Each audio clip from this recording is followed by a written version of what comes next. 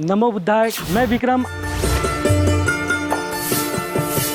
आपका स्वागत है अपना विहार अपनी आवाज में। आप भी हमारे साथ त्रिशरण पंचशील ग्रहण करें। बुद्धं शरणं गच्छामि। जय भीम। पकड़िए पैर।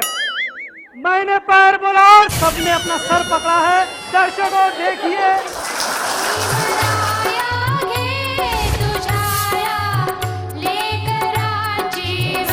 अपना विहार अपनी आवाज।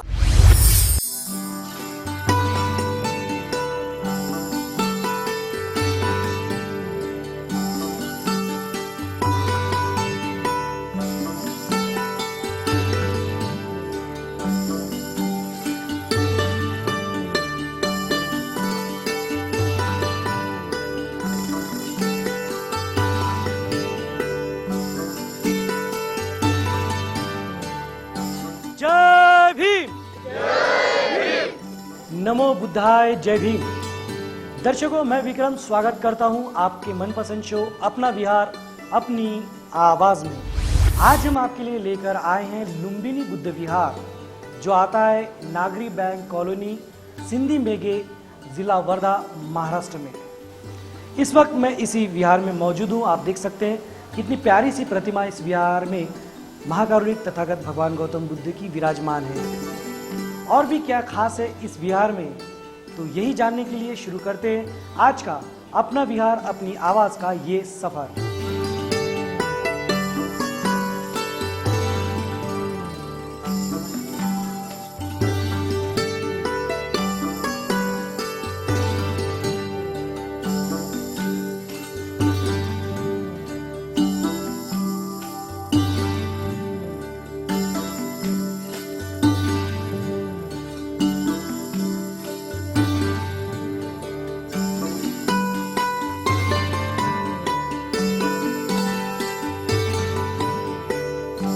दर्शकों, विहार में सारे उपासक उपासिका आ चुके हैं और हमेशा की तरह वक्त है त्रिशरण पंचशील ग्रहण करने का।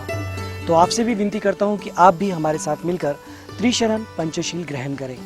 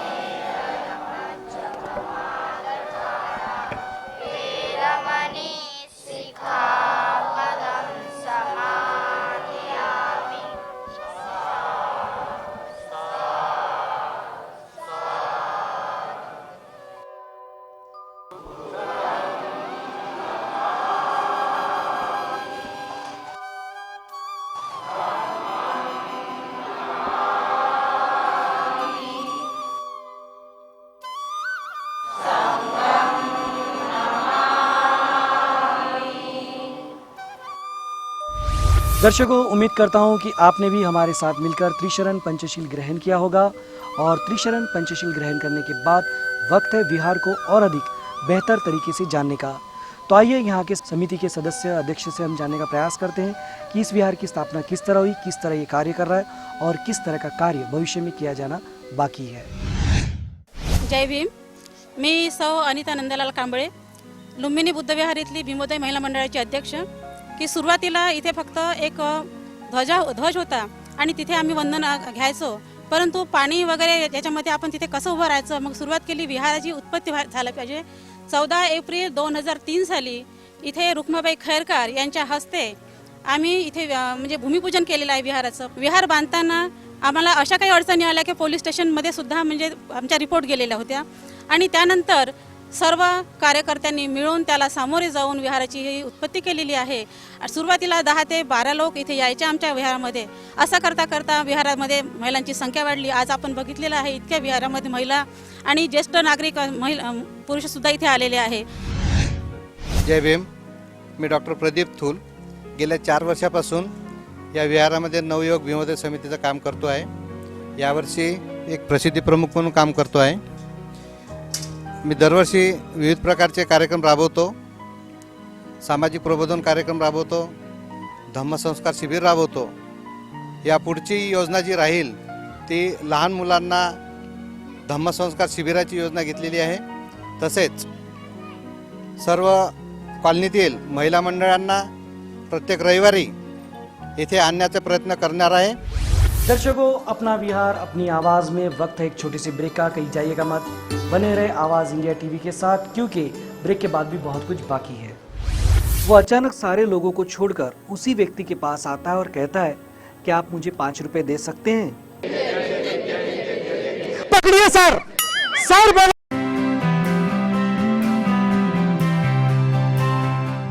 ब्रेक के बाद एक बार फिर से आपका स्वागत है अपना विहार अपनी आवाज़ में।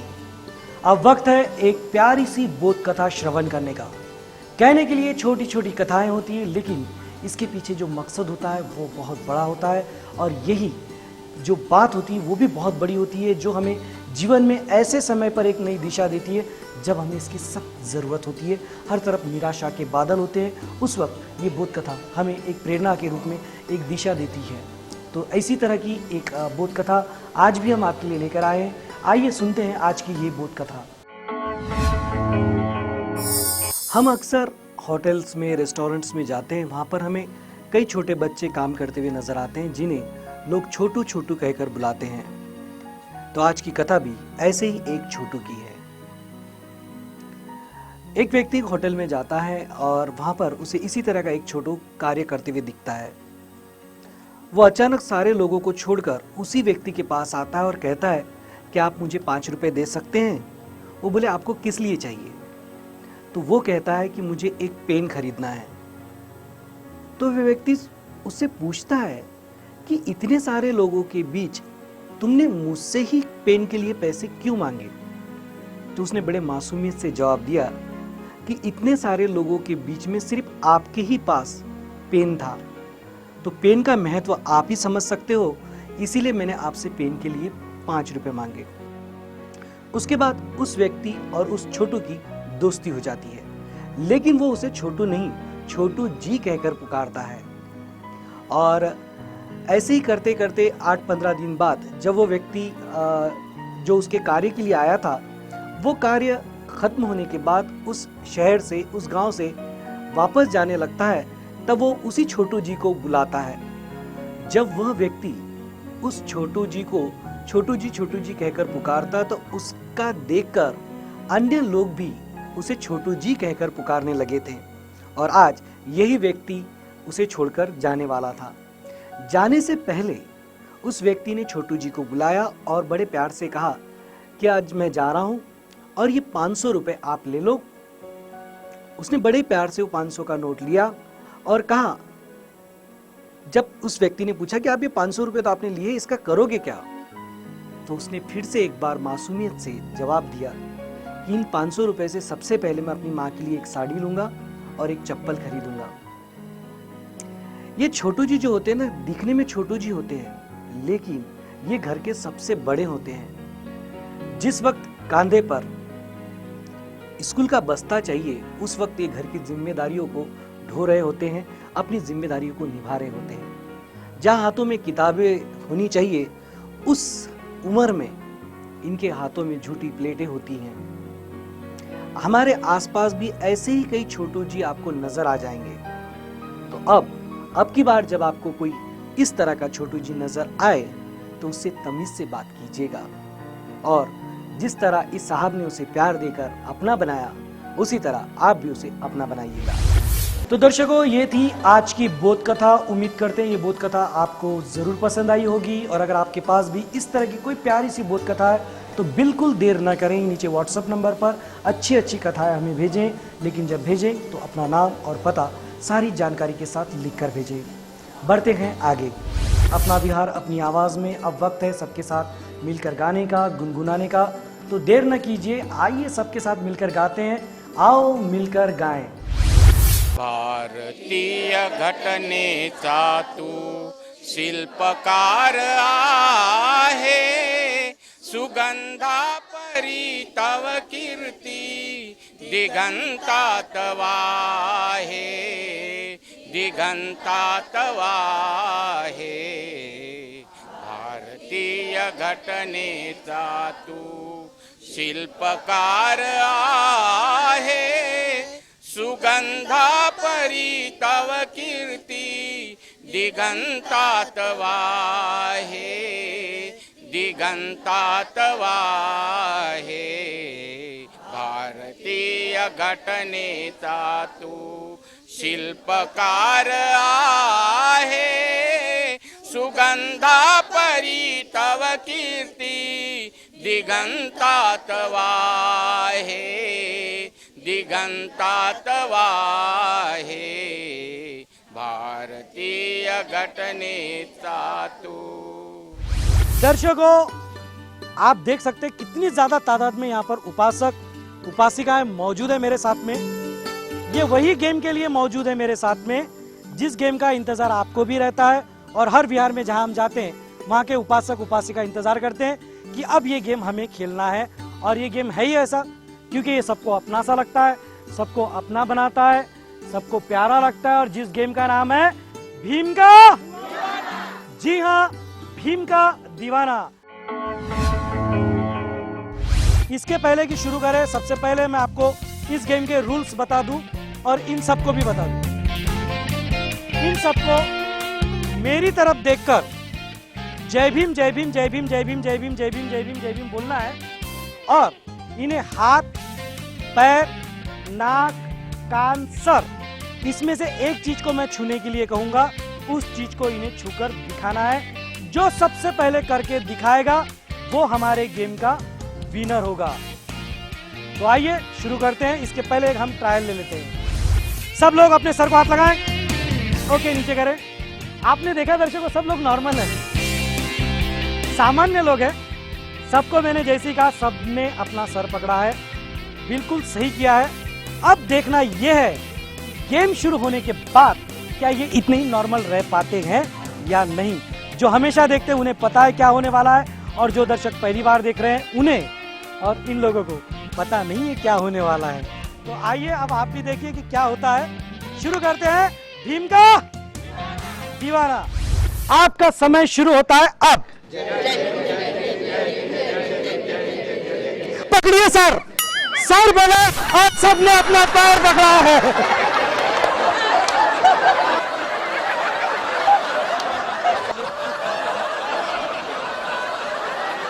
ये क्या हुआ है दर्शकों, ये तो आप जानते ही, जो हमेशा होता है वही हुआ है। इन सबसे मैंने सर पकड़ने के लिए कहा और सबने अपने पैर पकड़ लिए हैं।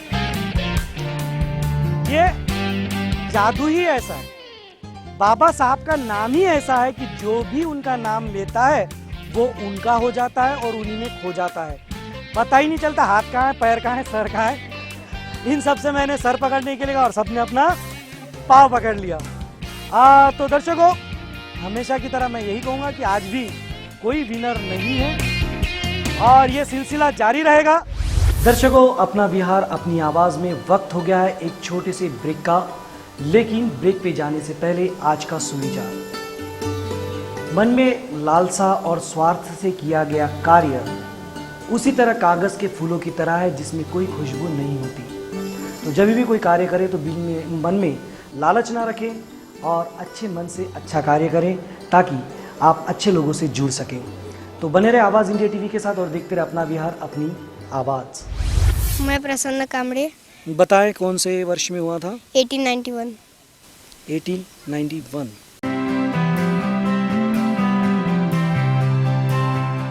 ब्रेक के बाद एक बार फिर से आपका स्वागत है अपना बिहार अपनी आवाज़ में। दर्शकों, अपना बिहार अपनी आवाज़ में वक्त है इस वक्त सवाल और जवाब का। आप देख सकते हैं कितनी ज़्यादा तादाद में उपासक उपासिकाएं यहाँ पर मौजूद हैं और विहार होती है इसलिए है कि जहाँ पर हम आते हैं यहाँ पे धम्म का प्रचार प्रसार होता है, बच्चों को अच्छे संस्कार मिलते हैं और बाबा साहब का स्वप्न जो है भारत को बौद्धमय करने का, उसकी शुरुआत इसी विहार से होती है, इसी तरह के विहार से होती है। और अब वक्त है सवाल जवाब का। ज़्यादा देर न करते हुए हम शुरू करते हैं सवाल जवाब। मेरा पहला सवाल ये है, बाबा साहब का जन्म कौन से वर्ष में हुआ था? ये कौन बता सकता है? सिर्फ हाथ ऊपर करें। बच्चों के भी हाथ ऊपर है। वर्ष हम प्रयास करेंगे। बेटा इधर आओ। बाबा साहब का जन्म कौन से वर्ष में हुआ था?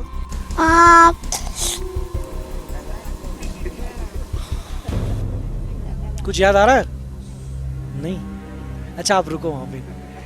ओके, आप आ जाओ यहाँ पे। मैं प्रसन्न कामड़े। बताएं कौन से वर्ष में हुआ था? 1891। 1891। और तारीख कौन सी थी, महीना कौन सा था? 14 अप्रैल।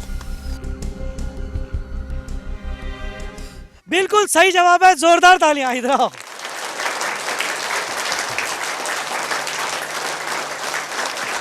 और इसे हमारी ओर से एक प्यारी सी भेंट वस्तु दी जा रही है इस सवाल का जवाब देने के लिए।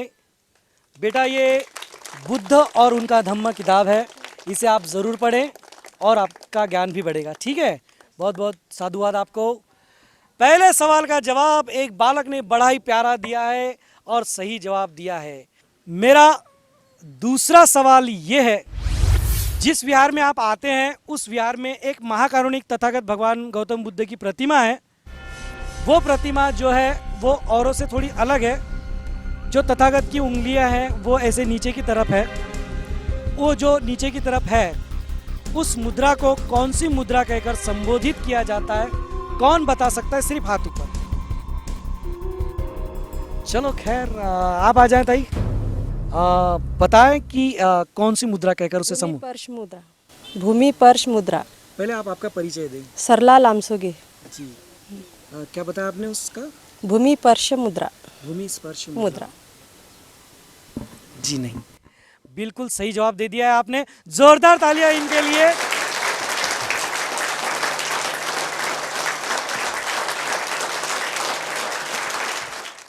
इसी कार्यक्रम में ये सवाल मैं कई बार पूछ चुका हूं और आज भी ये देखने में आ रहा है कि सिर्फ 5-6 हाथ ऊपर हुए थे, जिनमें से मुझे सवाल का जवाब तो एक से ही लेना था, लेकिन जिन लोगों के हाथ ऊपर थे उनके लिए भी तालियां बजानी ज़रूरी है क्योंकि उनको जवाब पता था। एक बार मैं विहार समिति के कोई ज्येष्ठ नागरिक होंगे उनसे अनुरोध करता हूं कि वो यहाँ पर आए और इन्हें ये भेंट वस्तु दें। जय हिंद।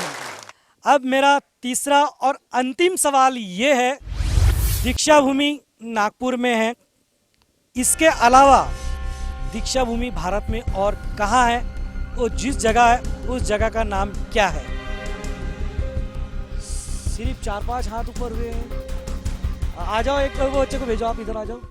आपका नाम बताएं। सोहम नक्सेन बंसोड़। बताएं दूसरी दीक्षा भूमि कहाँ है? चंद्रपुर। क्या हो रहा है बच्चों को? बिल्कुल सही जवाब दिए जा रहे हैं, जोरदार तालियां। दर्शकों, ये कहने में सवाल बहुत छोटा था लेकिन आपने देखा होगा सिर्फ 5, 6, 7, 8 हाथ ही ऊपर थे, उसमें इस बच्चे का हाथ ऊपर था। ये बहुत बड़ी बात है और बाबा साहब ने हमसे कहा था कि जो अपना इतिहास भूल जाते हैं वो इतिहास बना नहीं सकते, और इस बच्चे को अपना इतिहास याद है और वो सबसे बड़ी क्रांति थी वो क्रांति जहाँ पर हमें एक नई ज़िंदगी मिली थी और आज वो ज़िंदगी को हम इस ढंग से जी रहे हैं जो ढंग हमें बाबा साहब ने दिया है, जो सपना हमारा बाबा साहब ने पूरा किया है। अब वक्त है कि हम बाबा साहब का स्वप्न पूरा करें। तो इनके भेंट वस्तु देने के लिए मैं कोई भी एक उपासिका को बुलाना चाहूँगा जो ज्येष्ठ है यहाँ के विहार समिति से। कोई भी एक आ जाए प्लीज़, जो भी आना चाहे आ जाए। इसे जरूर करो सबके। जय भीम। तो दर्शकों, ये था सवाल और जवाब। उम्मीद करते हैं आपको पसंद आया होगा। आपको मजा आया?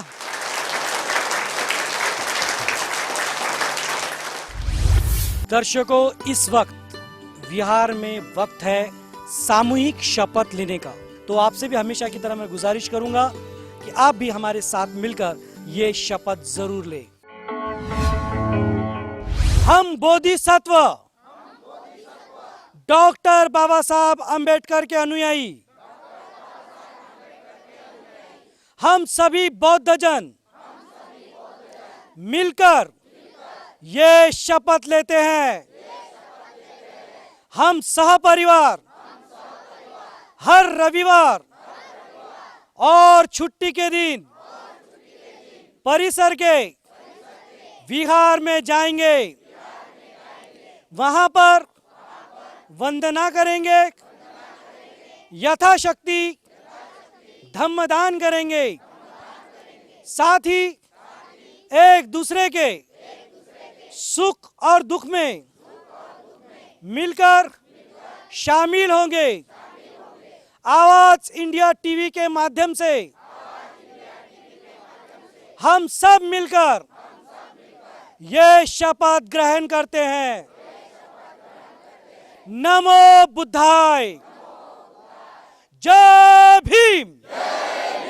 दर्शकों, उम्मीद करता हूं कि आपने न सिर्फ हमारे साथ मिलकर ये शपथ ली होगी, बल्कि शपथ का पालन भी आप हमारे साथ मिलकर जरूर करेंगे, कर रहे होंगे और भविष्य में भी करोगे। साथ ही साथ औरों को भी इसके लिए प्रेरित जरूर करें। तो दर्शकों, ये विहार एक खास बात इस विहार में ये है कि जैसे मैं हमेशा कहता हूँ कि इस विहार में भी आवाज़ इंडिया टीवी को विज्ञापन देकर कई लोगों ने इसे मजबूत बनाने में अपना योगदान दिया है और अपनी जिम्मेदारी को निभाया है। आइए देखते हैं किन किन लोगों ने इस जिम्मेदारी को निभाया है। ये तो मैं आज भी कहूँगा, लेकिन खास बात एक और कहूँगा कि ये विहार यानी कि लुम्बिनी बुद्ध विहार जो नागरिक बैंक कॉलोनी सिंधी मेघे वर्धा में आता है, ये विहार अब तक के विहार दिखाने में, जितने विहार दिखाए उसमें जिम्मेदारी निभाने में सबसे पहला नंबर बन चुका है। जी हाँ दर्शकों, इस विहार में लगभग 23 लोगों ने अपनी इस जिम्मेदारी को निभाया है और आवाज़ इंडिया टीवी को विज्ञापन देकर इसे मजबूत बनाया है। आइए देखते हैं किन किन लोगों ने अपनी जिम्मेदारी को बखूबी निभाया है। मी आवाज इंडिया टीव्हीला जाहिरात देऊन मी माझं कर्तव्य केलं, आता तुमची जबाबदारी आहे। मैं आवाज़ इंडिया टीवी को ऐड देके अपनी जिम्मेदारी निभाई है, आप भी निभाइए। आवाज इंडिया टीवी को ऐड देकर हमने जिम्मेदारी निभाई है, आप भी निभाइए। आवाज इंडिया टीव्हीला जाहिरात देऊन मी माझी जबाबदारी पार पाडली, आता हे तुमचं कर्तव्य आहे, तुम्ही पार पाडा। मी आवाज इंडिया टीव्हीला जाहिरात देऊन माझी जबाबदारी पूर्ण केलेली आहे, आता तुमची जबाबदारी। मी आवाज इंडिया टीव्हीला जाहिरात देऊन माझं कर्तव्य पूर्ण केलं, आता तुम्ही पण करा। आवाज इंडिया टीवी को ऐड देकर मैंने जिम्मेदारी निभाई, आप भी निभाइए।